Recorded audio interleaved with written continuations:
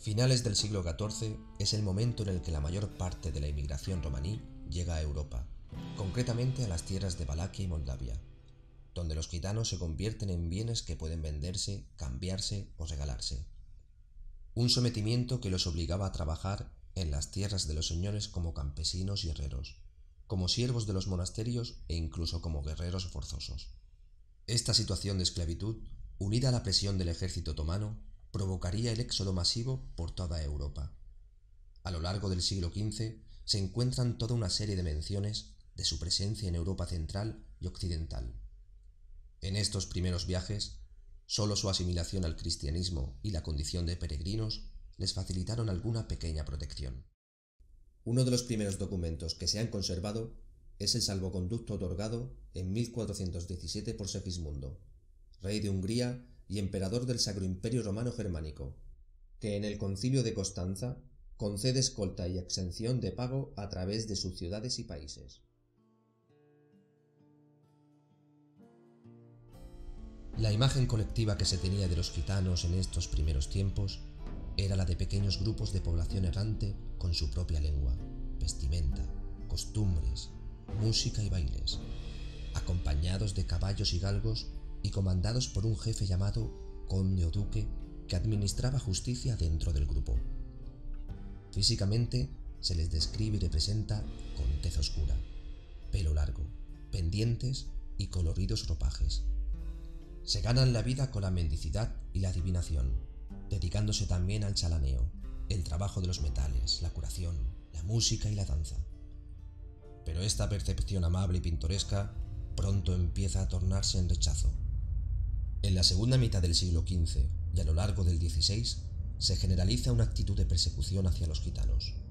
Su estilo de vida nómada chocará frontalmente con los esquemas morales de las sociedades europeas y se les comenzará a acusar de todo tipo de delitos e incluso prácticas de hechicería.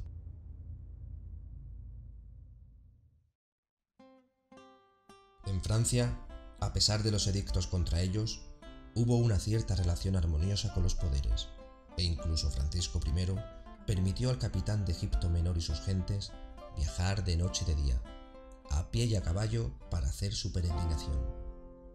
En el Sacro Imperio Romano Germánico nos encontramos por contra con claros ejemplos de rechazo que culminan en la Dieta de Augsburgo, donde se les acusa de espionaje y se les considera proscritos.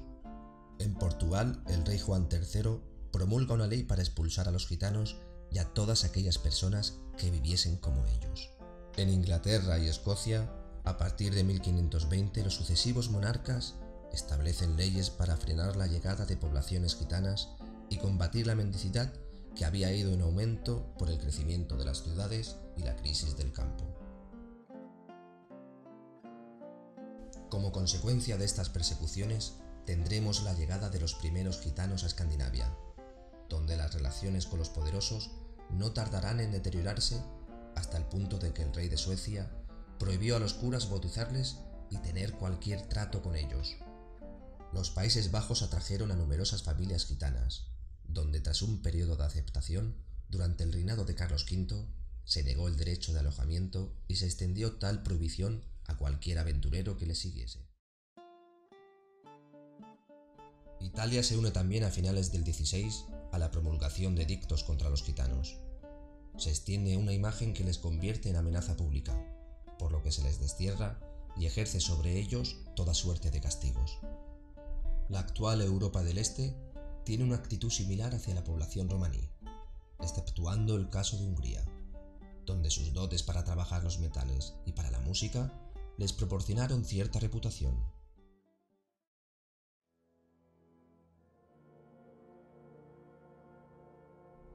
Los siguientes 200 años son momentos de expansión colonial y, por tanto, de necesidad de poblar las nuevas tierras y enviar mano de obra.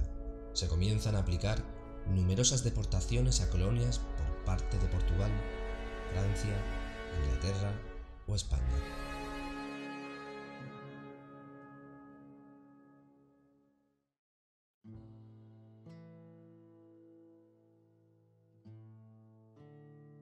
El resultado de toda esta legislación hubiera supuesto la práctica desaparición de los gitanos, pero supieron resistir burlando las leyes o refugiándose donde no llegaba su aplicación.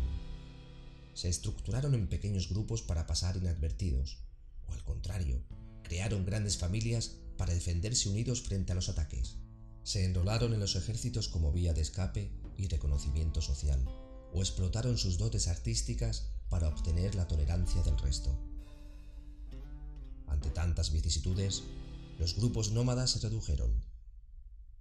Parecía que el viaje del pueblo rom había llegado a su fin.